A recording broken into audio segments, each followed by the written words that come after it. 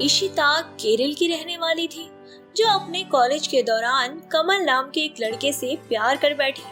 क्योंकि उन दोनों के माता पिता उनके रिश्ते के खिलाफ थे, इसलिए दोनों ने घर से भागकर शादी करने का फैसला किया। शादी के बाद से इशिता और कमल के हाल बहुत खस्ता थे।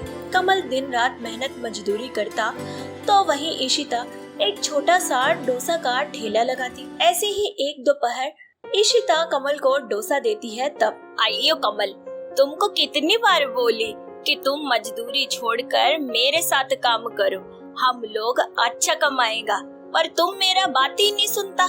इशिता, रोज इसी बारे में बात करना जरूरी है क्या? अरे सिर्फ ठेले पर डोसे बेच लेने से हमारा घर नहीं चल पाएगा, और आगे हमारा कोई बच्चा भी होगा, उसका भी तो सोचना है। सिर्फ डोसे की कमाई से घर नहीं चलेगा। आइयो मुर्गन, गुस्सा काहे को करता, मैं तो बस बोल रही थी। ठीक है, तुमको जो अच्छा लगे तुम अपना काम करो, हम दोनों मिलकर पैसा जमा करेंगे। देखो इशिता, मेरी बात समझो, मेरे कहने का वो मतलब नहीं था। तुम्हें बुरा लगा उसके लिए माफ करना, लेकिन मैं बस ये चाहता हूँ कि मैं इतनी कमाई करूँ कि तुम्हें कमाने की जरूरत ही ना पड़े। कहाँ तुम एक आराम से जिंदगी जी रही थी, कहाँ मुझसे प्यार करके तुम इस गरीबी में आ गई। तुम कैसी बात करता? मैं तुमको कब बोली कि मैं खुश नहीं है? मैं बहुत खुश है। अमीरी में गरीबी में क्या रखा है, हम दोनों में बहुत प्यार है और मैं इसी में बहुत खुश हूँ। ऐसे ही दोनों आराम से बैठकर डोसा खाते हैं। वक्त गुजरता जाता है, दोनों का काम ठीक ठाक चलता है। ऐसे ही एक दिन बारिश का मौसम था। आज ना इशिता काम पर गई थी और ना ही कमल को मजदूरी मिली थी। दोनों ही अपने घर में बैठे बरसात देख रहे होते हैं कि तभी उनके दरवाजे पर एक साधु बाबा आकर बोलते हैं, भिक्षाम दही, भिक्षाम दही। इतनी बरसात में इन बाबा लोगों को चैन नहीं है, ये अपनी खैरात मांगने पहले आ जाते हैं। तुम हर बात पर गुस्सा क्यों करता? रुको, मैं देखती। भिक्षाम दही बेटा, कुछ खाने को दे दो। आइयो मुर्गन, बाबा तुम इतनी बारिश में क्यों घूमता? बेटा, पापी पेट का सवाल है, भूख भी तो मिटानी है। यह सर्दी हो या बरसात हो या प्रकृति का कोई भी नियम हो।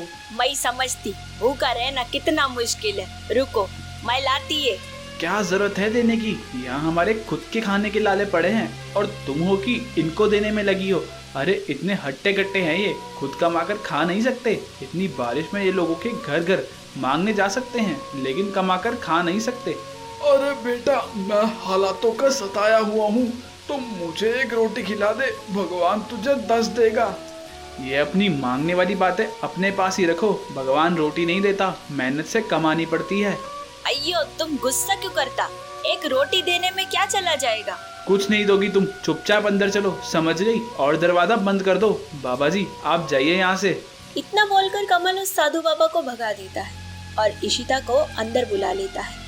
इशिता को कमल का ऐसा व्यवहार देखकर बहुत बुरा लगता है, जिसके बाद वह किसी काम का बहाना लगाकर पन्नी में रोटी और सब्जी बांधकर बाहर चली जाती है और उस साधु बाबा को जैसी तैसे ढूंढकर बोलती है, बाबा मेरे पति को माफ कर देना, आज वो काम पर नहीं गए ना, इस वजह से चिड़चिड़े हो रहे थे। कल्याण हो बेटा, तू डोसा बनाने का काम करती है ना? ये सब आपको कैसे पता?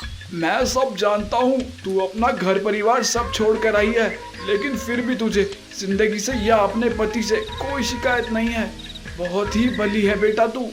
अయ్यो बाबा, तुम तो चमत्कारी बाबा निकला। और खाना खाओगे? लेकर आऊं? नहीं बेटा, मैं जानता हूँ कि ये खाना भी तेरे हिस्से का था, जो तूने मुझे दे दिया। भगवान तुझे हमेशा झोली भर भर के दे। इतना कहकर साधु बाबा वहाँ से चले जाते हैं। इशिता को उन साधु बाबा की बातें सुनकर थोड़ी हैरानी और खुशी भी होती है, जिसके बाद वह घर जाती है, जहाँ कमल को पता चल चुका था कि इशिता झूठ बोल कर गई थी। इशिता उससे माफी मांगती है और उसे सारी बात बताती है, जिस पर कमल बोलता है, तुम भी ना इशिता, किसी की भी बातों में आ जाती हो। ढोंगी बाबा होते हैं ये एक नंबर के। तुम बाजार के बीच में डोसे का ठेला लगाती हो, रोज ना जाने कितने लोग आते जाते तुम्हारा चेहरा और तुमको देखते होंगे। वैसे इसने भी देख लिया होगा, और हमारे घर की हालत देखकर तो उसे पता ही चल गया होगा कि हमारे हालात कैसे हैं। ऐसे ही किसी की बातों पर यकीन नहीं करते। अगर किसी के ऐसे ही आशीर्वाद दे देने से काम धंधा चल जाता ना, तो फिर किसी को भी काम करने की जरूरत ही नहीं पड़ती। सब चमत्कारी साधु बाबा से ही एक एक बार झाड़ू फुकवा लेते। इतना कहकर कमल बुरा सा मुंह बनाकर वहाँ से चला जाता है। पर इशिता के दिमाग में उस साधु बाबा की कही सारी बातें घूमती रहती हैं। अगले दिन जैसे ही इशिता अपने डोसा के ठेले पर पहुंचती है तो देखती है कि कई ग्राहक पहले से ही उसके हाथ का डोसा खाने के लिए तैयार बैठे हुए हैं। इशिता जल्दी से सामान सेट करके फटाफट से ग्राहकों को डोसा बना कर देती है और खुद से कहती है, आज तो कमाल हो गया, मेरे ठेले पर पहले से ही ग्राहक आकर खड़ा है डोसा खाने के लिए। लगता है साधु बाबा की दुआ काम कर गई। इतना कहकर इशिता बाकी के कामों में लग जाती है और सारा दिन इशिता का गरीब डोसा वाली का ठेला खूब चलता है और इशिता की अच्छी कमाई होती है। शाम को इशिता सारी कमाई लेकर घर आती है और वही कमल के आगे फिर से साधु बाबा का जिक्र करती है और बोलती है, कमल तुम मानो या न मानो पर उस साधु बाबा का आशीर्वाद बहुत फल गया है हमें। इशिता, मैंने तुम्हें उस दिन भी समझाया था ना कि वह सब ढोंग पाखंड होता है, तुम्हारी मेहनत की कमाई है। बार बार वो बाबा बदल बदल के तो तुम्हारे पास नहीं आए ना, तुम्हारे पास खाने के लिए। हर चीज को उस बाबा पर मत जोड़ो। कमल की बात सुनकर इशिता चुप हो जाती है और फिर कभी कमल के आगे उस साधु बाबा का जिक्र नहीं करती। जहाँ एक तरफ इशिता का गरीब डोसा वाली का ठेला अच्छा चल रहा था, वहीं दूसरी तरफ कमल को काम मिलना बिल्कुल ही बंद हो गया था, जिस वजह से वह बहुत परेशान था।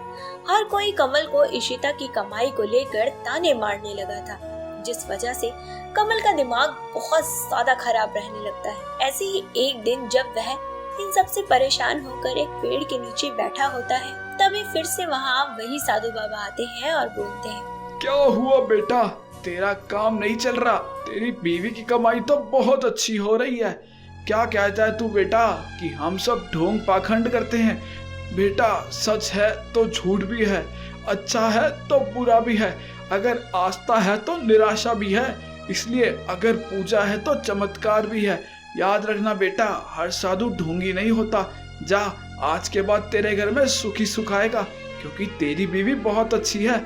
उसका अपनापन और भूखों का पेट भरना यह उसकी सबसे बड़ी अच्छाई है। तथास्तु। इतना कहकर वह साधु बाबा वहाँ से चले जाते हैं। तभी एक आदमी कमल के पास आता है और उसे मजदूरी का काम बताता है। ये सब देखकर कमल को अपनी गलती का पछतावा होता है, जिसके बाद वह भागा भागा इशिता की दुकान पर जाता है, जहाँ इशिता के हाथ का डोसा खाने के लिए लोग लाइन लगाकर खड़े थे। लोगों की भीड़ देखकर कमल को बहुत अच्छा लगता है और वह मन ही मन बोलता है, हे भगवान, मुझे माफ करना, मैं तेरे चमत्कार को नहीं समझ सका, लेकिन अब मुझे सब समझ में आ गया है। फिर कभी अगर मुझे वह साधु बाबा मिले तो मैं उनका शुक्रिया अदा जरूर करूंगा। उन साधु बाबा के आशीर्वाद ने सच में हमारी किस्मत बदल दी। कमल को देखकर इशिता उसे आवाज लगाती है, जिसके बाद दोनों पति पत्नी डोसा बनाते हैं और सारे कस्टमर्स को सर्व करते हैं। शाम को दुकान बढ़ाने के बाद दोनों घर चले जाते हैं और कमल अपने दिन भर की हुई सारी बात इशिता को बताता है। अयो कमल, देखा मैं सच बोली थी, बाबा चमत्कारी बाबा है। उस बाबा के आशीर्वाद से डोसे का व्यापार एकदम टनाटन चल रहा है और देखो हमारी कितनी कमाई भी हो रही है। अब तुम्हें भी काम मिल गया।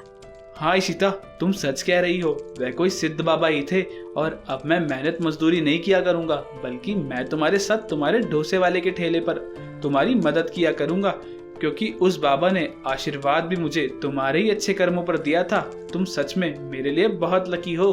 इतना कहकर कमल इशिता को गले से लगा लेता है और अगले दिन से दोनों पति पत्नी गरीब डोसे वाली के ठेले पर काम करने लगते हैं। कुछ ही वक्त में गरीब डोसे वाली का नाम खूब चमक जाता है। अब दोनों पति पत्नी के पास एक अच्छा घर, गाड़ी और पैसा सब कुछ था। दोनों ही हर दिन भगवान के साथ साथ उस साधु बाबा का भी शुक्रिया अदा करते हैं और अपनी जिंदगी को खुशी खुशी बिताने लगते हैं।